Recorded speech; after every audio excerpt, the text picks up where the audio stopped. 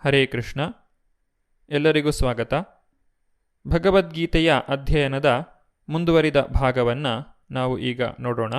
ತಸ್ಮಾದಸಕ್ತ ಸತತಂ ಕಾರ್ಯಂ ಕರ್ಮ ಸಮಾಚರ ಅಸಕ್ತೋ ಹ್ಯಾಚರನ್ ಕರ್ಮ ಪರಮಾಪ್ನೋತಿ ಪೂರುಷಃ. ಅನುವಾದ: ಆದುದರಿಂದ ಕರ್ಮಫಲದಲ್ಲಿ ಆಸಕ್ತಿ ಇಲ್ಲದೆ ಕರ್ತವ್ಯವೆಂದು ಕರ್ಮವನ್ನು ಮಾಡಬೇಕು.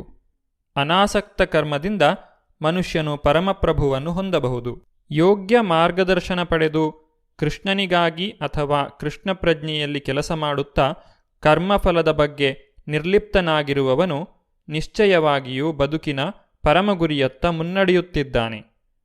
ಅರ್ಜುನನು ಯುದ್ಧ ಮಾಡಬೇಕೆಂದು ಕೃಷ್ಣನು ಅಪೇಕ್ಷಿಸುತ್ತಿರುವುದರಿಂದ ಕೃಷ್ಣನಿಗಾಗಿ ಕುರುಕ್ಷೇತ್ರದಲ್ಲಿ ಯುದ್ಧ ಮಾಡಬೇಕೆಂದು ಅವನಿಗೆ ಹೇಳಲಾಗುತ್ತಿದೆ. ಕರ್ಮಣೈವ ಹಿ ಸಂಸಿದ್ಧಿಂ ಆಸ್ಥಿತಾ ಜನಕಾದಯಃ ಲೋಕಸಂಗ್ರಹಮೇವಾಪಿ ಸಂಪಶ್ಯನ್ ಕರ್ತುಮರ್ಹಸಿ. ಅನುವಾದ: ಜನಕನಂತಹ ಜನರು ನಿಯಮಿತ ಕರ್ಮಗಳನ್ನು ಮಾಡುವುದರಿಂದಲೇ ಪರಿಪೂರ್ಣತೆಯನ್ನು ಪಡೆದರು. ಆದುದರಿಂದ ಜನಸಾಮಾನ್ಯರಿಗೆ ಶಿಕ್ಷಣ ನೀಡುವುದಕ್ಕಾಗಿ ನೀನು ನಿನ್ನ ಕೆಲಸವನ್ನು ಮಾಡಬೇಕು. ಜನಕನಂತಹ ರಾಜರು ಆತ್ಮಸಾಕ್ಷಾತ್ಕಾರ ಪಡೆದವರು. ಆದುದರಿಂದ ವೇದಗಳಲ್ಲಿ ಹೇಳಿದ ಕರ್ತವ್ಯಗಳನ್ನು ಅವರು ಮಾಡಬೇಕಾಗಿರಲಿಲ್ಲ. ಆದರೂ ಜನಸಾಮಾನ್ಯರಿಗೆ ಮೇಲ್ಪಂಕ್ತಿಯಾಗಲು ಅವರು ಎಲ್ಲ ನಿಯಮಿತ ಕರ್ತವ್ಯಗಳನ್ನು ಮಾಡಿದರು. ಜನಕನು ಸೀತೆಯ ತಂದೆ ಮತ್ತು ಶ್ರೀರಾಮನ ಮಾವ. ಭಗವಂತನ ಮಹಾಭಕ್ತನಾದುದರಿಂದ ಆತನು ಆಧ್ಯಾತ್ಮಿಕ ನೆಲೆಯಲ್ಲಿದ್ದನು. ಆದರೆ ಮಿಥಿಲೆಯ ರಾಜನಾದುದರಿಂದ ಆತನು ನಿಯಮಿತ ಕರ್ತವ್ಯಗಳನ್ನು ಮಾಡುವುದು ಹೇಗೆ ಎನ್ನುವುದನ್ನು ತನ್ನ ಪ್ರಜೆಗಳಿಗೆ ಹೇಳಿಕೊಡಬೇಕಾಗಿತ್ತು. ಶ್ರೀಕೃಷ್ಣನೂ ಭಗವಂತನ ನಿತ್ಯ ಸ್ನೇಹಿತನಾದ ಅರ್ಜುನನೂ ಕುರುಕ್ಷೇತ್ರದಲ್ಲಿ ಯುದ್ಧ ಮಾಡಬೇಕಾದ ಅಗತ್ಯವಿರಲಿಲ್ಲ. ಆದರೆ ಒಳ್ಳೆಯ ವಾದಗಳು ನಿಷ್ಫಲವಾದಾಗ ಹಿಂಸೆಯು ಅಗತ್ಯ ಎನ್ನುವುದನ್ನು ಜನಸಾಮಾನ್ಯರಿಗೆ ಹೇಳಿಕೊಡಲು ಅವರು ಯುದ್ಧ ಮಾಡಿದರು. ಕುರುಕ್ಷೇತ್ರ ಯುದ್ಧಕ್ಕೆ ಮೊದಲು ಯುದ್ಧವನ್ನು ತಪ್ಪಿಸಲು ಎಲ್ಲ ಪ್ರಯತ್ನಗಳನ್ನೂ ಮಾಡಲಾಯಿತು. ದೇವೋತ್ತಮ ಪರಮಪುರುಷನೂ ಸಹ ಪ್ರಯತ್ನಿಸಿದ. ಆದರೆ ಇನ್ನೊಂದು ಪಕ್ಷವು ಯುದ್ಧ ಮಾಡಲು ದೃಢನಿಶ್ಚಯವನ್ನು ಮಾಡಿತ್ತು. ಹೀಗೆ ನ್ಯಾಯವಾದ ಗುರಿಗಾಗಿ ಹೋರಾಡುವುದು ಅಗತ್ಯವಾಗುತ್ತದೆ. ಕೃಷ್ಣ ಪ್ರಜ್ಞೆಯಲ್ಲಿ ನೆಲೆಯಾಗಿರುವವನಿಗೆ ಜಗತ್ತಿನಲ್ಲಿ ಯಾವ ಆಸಕ್ತಿಯೂ ಇಲ್ಲದಿರಬಹುದು. ಆದರೂ ಆತನು ಹೇಗೆ ಬದುಕಬೇಕು ಮತ್ತು ಹೇಗೆ ಕೆಲಸ ಮಾಡಬೇಕು ಎಂದು ಜನರಿಗೆ ತೋರಿಸಿಕೊಡಲು ಕೆಲಸ ಮಾಡುತ್ತಾನೆ. ಕೃಷ್ಣ ಪ್ರಜ್ಞೆಯಲ್ಲಿ ಅನುಭವಿಗಳಾದವರು ಇತರರು ತಮ್ಮನ್ನು ಅನುಸರಿಸುವಂತೆ ಕ್ರಿಯಾನಿರತರಾಗಬಲ್ಲರು. ಯದ್ಯದ್ ಆಚರತಿ ಶ್ರೇಷ್ಠ ತತ್ತತೇವೇತರೋ ಜನ ಸ ಯತ್ ಪ್ರಮಾಣಂ ಕುರುತೆ ಲೋಕಸ್ತದನುವರ್ತತೆ. ಅನುವಾದ: ಶ್ರೇಷ್ಠನಾದವನು ಹೇಗೆ ನಡೆದರೆ ಹಾಗೆ ಸಾಮಾನ್ಯ ಜನರು ಅನುಸರಿಸುತ್ತಾರೆ. ಮೇಲ್ಪಂಕ್ತಿಯಾದ ತನ್ನ ಕಾರ್ಯಗಳಿಂದ ಆತನು ಯಾವುದನ್ನು ಪ್ರಮಾಣವನ್ನಾಗಿ ಮಾಡುತ್ತಾನೋ ಅದನ್ನೇ ಲೋಕವು ಅನುಸರಿಸುತ್ತದೆ. ಸ್ವಂತ ಆಚರಣೆಯಿಂದ ಜನರಿಗೆ ಶಿಕ್ಷಣ ಕೊಡುವ ನಾಯಕನು ಯಾವಾಗಲೂ ಜನರಿಗೆ ಬೇಕು. ತಾನೇ ಧೂಮಪಾನ ಮಾಡುವ ನಾಯಕನು ಜನರಿಗೆ ಧೂಮಪಾನವನ್ನು ಬಿಡುವುದನ್ನು ಕಲಿಸಲಾರ. ಶ್ರೀ ಚೈತನ್ಯ ಮಹಾಪ್ರಭುಗಳು ಹೇಳಿರುವಂತೆ ಉಪಾಧ್ಯಾಯನು ಇತರರಿಗೆ ಹೇಳಿಕೊಡುವ ಮುನ್ನ ತಾನು ಯೋಗ್ಯ ರೀತಿಯಲ್ಲಿ ನಡೆದುಕೊಳ್ಳಬೇಕು. ಆ ರೀತಿಯಲ್ಲಿ ಬೋಧಿಸುವ ಉಪಾಧ್ಯಾಯನನ್ನು ಆಚಾರ್ಯ ಅಥವಾ ಆದರ್ಶ ಉಪಾಧ್ಯಾಯನೆಂದು ಕರೆಯಲಾಗುತ್ತದೆ. ಆದುದರಿಂದ ಸಾಮಾನ್ಯ ಮನುಷ್ಯನಿಗೆ ಬುದ್ಧಿ ಹೇಳಿಕೊಡಲು ಗುರುವು ಶಾಸ್ತ್ರಗಳ ತತ್ವಗಳನ್ನು ಆಚರಿಸಬೇಕು. ಅಪೌರುಷೇಯ ಶಾಸ್ತ್ರಗಳ ತತ್ವಗಳ ವಿರುದ್ಧ ಗುರುವು ನಿಯಮಗಳನ್ನು ಸೃಷ್ಟಿ ಮಾಡಲಾರ. ಆದ್ದರಿಂದ ನಾಯಕನ ಬೋಧನೆಗಳಿಗೆ ಇಂತಹ ಪ್ರಮಾಣಶಾಸ್ತ್ರಗಳು ಆಧಾರವಾಗಬೇಕು. ತನ್ನನ್ನು ಉತ್ತಮಗೊಳಿಸಿಕೊಳ್ಳಲು ಬಯಸುವವನು ಶ್ರೇಷ್ಠ ಗುರುಗಳು ಅನುಷ್ಠಾನಕ್ಕೆ ತಂದಿರುವಂತೆ ಪ್ರಮಾಣ ನಿಯಮಗಳನ್ನು ಅನುಸರಿಸಬೇಕು. ಶ್ರೀಮದ್ ಭಾಗವತವೂ ಸಹ ನಾವು ಶ್ರೇಷ್ಠ ಭಕ್ತರ ಹೆಜ್ಜೆಯಲ್ಲೇ ನಡೆಯಬೇಕು, ಆಧ್ಯಾತ್ಮಿಕ ಸಾಕ್ಷಾತ್ಕಾರದ ದಾರಿಯಲ್ಲಿ ಮುನ್ನಡೆಯಲು ವಿಧಾನ ಅದೇ ಎಂದು ಹೇಳುತ್ತದೆ. ಅರಸ ಅಥವಾ ರಾಜ್ಯದ ಆಡಳಿತದ ಮುಖ್ಯಸ್ಥ, ತಂದೆ, ಶಾಲೆಯ ಮುಖ್ಯೋಪಾಧ್ಯಾಯರು ಇವರೆಲ್ಲರನ್ನೂ ಮುಗ್ಧ ಜನಸಾಮಾನ್ಯರ ಸಹಜ ನಾಯಕರೆಂದು ಪರಿಗಣಿಸಲಾಗುತ್ತದೆ. ಇಂತಹ ಎಲ್ಲ ಸಹಜ ನಾಯಕರಿಗೂ ತಮ್ಮ ಆಶ್ರಿತರ ವಿಷಯದಲ್ಲಿ ದೊಡ್ಡ ಹೊಣೆಯಿರುತ್ತದೆ. ಆದುದರಿಂದ ಅವರಿಗೆ ನೈತಿಕ ಮತ್ತು ಆಧ್ಯಾತ್ಮಿಕ ಸಂಹಿತೆಗಳ ಪ್ರಮಾಣ ಗ್ರಂಥಗಳ ಪರಿಚಯವು ಚೆನ್ನಾಗಿರಬೇಕು. ನ ಮೇ ಪಾರ್ಥಾಸ್ತಿ ಕರ್ತವ್ಯಂ ತ್ರಿಷು ಲೋಕೇಶು ಕಿಂಚನ ನಾನವಾಪ್ತಮವಾಪ್ತವ್ಯಂ ವರ್ತಾ ಏವ ಚ ಕರ್ಮಣಿ. ಅನುವಾದ: ಪಾರ್ಥನೆ, 3 ಲೋಕಗಳಲ್ಲಿಯೂ ನನಗೆ ನಿಯತವಾದ ಯಾವುದೇ ಕಾರ್ಯವಿಲ್ಲ. ನಾನು ಬಯಸುವ ವಸ್ತು ಯಾವುದೂ ಇಲ್ಲ. ನಾನು ಪಡೆಯಬೇಕಾದದ್ದು ಏನೂ ಇಲ್ಲ. ಆದರೂ ನಾನು ನಿಯಮಿತ ಕರ್ತವ್ಯಗಳಲ್ಲಿ ನಿರತನಾಗಿದ್ದೇನೆ. ಪರಮಪ್ರಭುವು ಎಲ್ಲ ನಿಯಂತ್ರಕರ ನಿಯಂತ್ರಕನು, ನಾನಾ ಗ್ರಹಾಧಿಪತಿಗಳಲ್ಲಿ ಗರಿಷ್ಠನು. ಎಲ್ಲರೂ ಅವನಿಗೆ ವಿಧೇಯರು. ಎಲ್ಲ ಜೀವಿಗಳಿಗೂ ವಿಶಿಷ್ಟ ಶಕ್ತಿಯನ್ನು ವಹಿಸುವವನು ಪರಮೇಶ್ವರನೇ.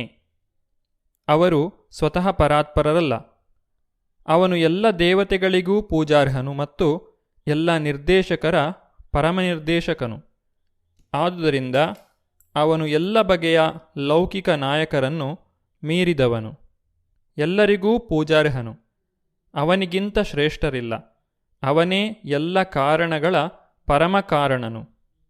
ಅವನಿಗೆ ಸಾಮಾನ್ಯ ಜೀವಿಯಂತೆ ಶರೀರವಿಲ್ಲ. ಅವನ ಶರೀರಕ್ಕೂ ಆತ್ಮಕ್ಕೂ ವ್ಯತ್ಯಾಸವಿಲ್ಲ. ಅವನು ಪರಮೋನ್ನತನು. ಅವನ ಎಲ್ಲ ಇಂದ್ರಿಯಗಳು ದಿವ್ಯವಾದವು. ಅವನ ಯಾವುದೇ ಇಂದ್ರಿಯವು ಬೇರಾವುದೇ ಇಂದ್ರಿಯದ ಕೆಲಸ ಮಾಡಬಲ್ಲುದು. ಆದುದರಿಂದ ಅವನಿಗಿಂತ ಶ್ರೇಷ್ಠರಿಲ್ಲ. ಅವನ ಸರಿಸಮಾನರಿಲ್ಲ. ಅವನ ಶಕ್ತಿಗಳು ವಿಧವಿಧವಾದವು. ಆದುದರಿಂದ ಅವನ ಕ್ರಿಯೆಗಳು ತಂತಾವೇ ಸಹಜವಾದ ಕ್ರಮದಲ್ಲಿ ನಡೆಯುತ್ತವೆ. ದೇವೋತ್ತಮ ಪರಮಪುರುಷನಲ್ಲಿ ಪ್ರತಿಯೊಂದೂ ಪೂರ್ಣ ಸಮೃದ್ಧಿಯಲ್ಲಿದ್ದು ಪೂರ್ಣ ಸತ್ಯದಲ್ಲಿ ಇರುವುದರಿಂದ ದೇವೋತ್ತಮ ಪರಮಪುರುಷನು ಮಾಡಬೇಕಾದ ಕರ್ತವ್ಯ ಯಾವುದೂ ಇಲ್ಲ. ಕರ್ಮಫಲಗಳನ್ನು ಸ್ವೀಕರಿಸಬೇಕಾದವನಿಗೆ ಯಾವುದಾದರೂ ನಿಯತ ಕರ್ತವ್ಯವಿರುತ್ತದೆ. ಆದರೆ 3 ಲೋಕಗಳಲ್ಲಿಯೂ ಸಾಧಿಸಬೇಕಾದದ್ದು ಏನೂ ಇಲ್ಲದಿರುವವನಿಗೆ ಕರ್ತವ್ಯವಿಲ್ಲ. ಆದರೂ ಶ್ರೀಕೃಷ್ಣನು ಕ್ಷತ್ರಿಯರ ನಾಯಕನಾಗಿ ಕುರುಕ್ಷೇತ್ರದಲ್ಲಿ ಕ್ರಿಯೆಯಲ್ಲಿ ನಿರತನಾಗಿದ್ದಾನೆ. ಏಕೆಂದರೆ ಸಂಕಟದಲ್ಲಿರುವವರಿಗೆ ರಕ್ಷಣೆಯನ್ನು ಕೊಡುವುದು ಕ್ಷತ್ರಿಯರ ಕರ್ತವ್ಯ. ಅಪೌರುಷೇಯ ಶಾಸ್ತ್ರಗಳ ಎಲ್ಲ ನಿಯಮಗಳನ್ನು ಮೀರಿದವನಾದರೂ ಅಪೌರುಷೇಯ ಶಾಸ್ತ್ರಗಳನ್ನು ಉಲ್ಲಂಘಿಸುವಂತಹ ಯಾವ ಕಾರ್ಯವನ್ನು ಶ್ರೀಕೃಷ್ಣನು ಮಾಡುವುದಿಲ್ಲ. ಯದಿ ಹ್ಯಹಂ ನ ವರ್ತೇಯಂ ಜಾತು ಕರ್ಮಣ್ಯತಿಂದ್ರಿತಃ ಮಮ ವರ್ತ್ಮಾನುವರ್ತಂತೆ ಮನುಷ್ಯಾ ಪಾರ್ಥ ಸರ್ವಶಃ. ಅನುವಾದ: ಪಾರ್ಥ, ನಾನು ಯಾವಾಗಲೇ ಆಗಲಿ ನಿಯಮಿತ ಕರ್ಮಗಳಲ್ಲಿ ನಿರತನಾಗದೇ ಹೋದರೆ ಎಲ್ಲ ಮನುಷ್ಯರೂ ನನ್ನ ಮಾರ್ಗವನ್ನು ಅನುಸರಿಸುವರು.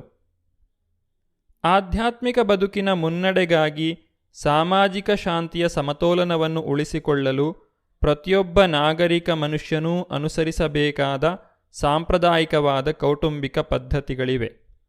ಇಂತಹ ನಿಯಮಗಳು ಬದ್ಧಜೀವಿಗಳಿಗೆ ಮಾತ್ರ, ಶ್ರೀಕೃಷ್ಣನಿಗಲ್ಲ. ಆದರೂ ಆತನು ಧಾರ್ಮಿಕ ತತ್ವಗಳನ್ನು ನೆಲೆಗೊಳಿಸಲು ಅವತರಿಸುವುದರಿಂದ ವಿಧಿಸಿದ ನಿಯಮಗಳನ್ನು ಅನುಸರಿಸುತ್ತಾನೆ. ಇಲ್ಲವಾದರೆ ಅವನೇ ಅತ್ಯುನ್ನತ ಅಧಿಕಾರಿಯಾಗಿರುವುದರಿಂದ ಜನಸಾಮಾನ್ಯರು ಆತನ ಹೆಜ್ಜೆಯಲ್ಲಿಯೇ ನಡೆಯುತ್ತಾರೆ. ಮನೆಯೊಳಗೆ ಮನೆಯ ಹೊರಗೆ ಗೃಹಸ್ಥನಿಗೆ ವಿಧಿಸಿರುವ ಎಲ್ಲ ಧಾರ್ಮಿಕ ಕರ್ತವ್ಯಗಳನ್ನು ಶ್ರೀಕೃಷ್ಣನು ಪಾಲಿಸುತ್ತಿದ್ದನೆಂದು ಶ್ರೀಮದ್ಭಾಗವತದಿಂದ ತಿಳಿದುಬರುತ್ತದೆ. ಉತ್ಸೀದೇಯುರ್ ಇಮೇ ಲೋಕ ನ ಕುರ್ಯಾಂ ಕರ್ಮ ಚೇದಹಂ ಸಂಕರಸ್ಯ ಚ ಕರ್ತಾಸ್ಯಾಂ ಉಪಹನ್ಯಾಮಿ ಮಾ ಪ್ರಜಾ. ನಾನು ನಿಯಮಿತ ಕರ್ತವ್ಯವನ್ನು ಮಾಡದೇ ಇದ್ದರೆ ಈ ಲೋಕಗಳೆಲ್ಲ ನಾಶವಾಗುವು. ನಾನೇ ವರ್ಣಸಂಕರಕ್ಕೆ ಕಾರಣನಾಗುತ್ತೇನೆ. ವರ್ಣಸಂಕರ ಎಂದರೆ ಸಮಾಜದ ಶಾಂತಿಯನ್ನು ಕಲಕುವ ಅನಪೇಕ್ಷಿತ ಜನಸಂಖ್ಯೆ. ಈ ಸಾಮಾಜಿಕ ಕ್ಷೋಭೆಯನ್ನು ತಡೆಯಲು ವಿಹಿತ ನಿಯಮಗಳಿವೆ.